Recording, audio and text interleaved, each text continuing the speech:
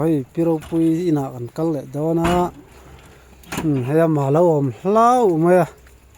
a ar kan en dona ar in lampang kan tam thla dona he lama hian nia kal thla don helai hi kan thleng thla hei ar in polian khop mai turu takani karen on lock dona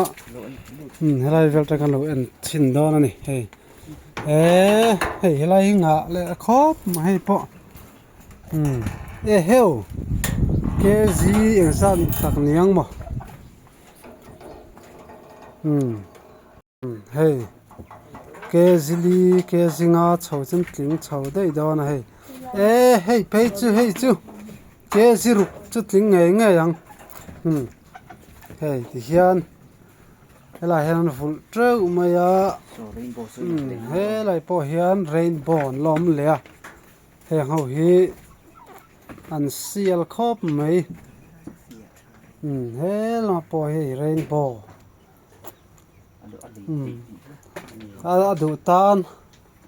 ai a lei the a piro pui hna hei rainbow tam khop mai helai po hi nin nia ser du tan po a lei the a ama hi enge he ta dilve kong chung awma a du tan chuan ama biakin a lei the ni khuang lenga order thei vek hei phei che ke singa ting don helai hi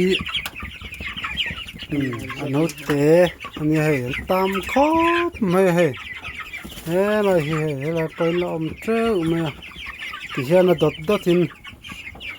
sal turan nei renga adi chuan order thei renga ama biak po hian a lei thei char ani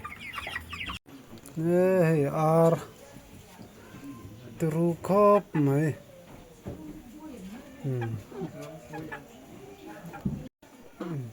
hei ar thalom khop mai kholeng chun ar tal tur kan nga ta hle mai hei biak kimi ar nen don ani amun ma hi rem lutuk lova na hian oma kanen don ani hei turu khop mai hei hi kezili kezinga don te nom tong hei turu khop mai hei helai hi helai turu khop mai inrin nitin ser tur pon hei ar tam khop mai a lei du chuan bibiak kimi nena a lei theya heta veng lai no ma du chuan pan mai tur ani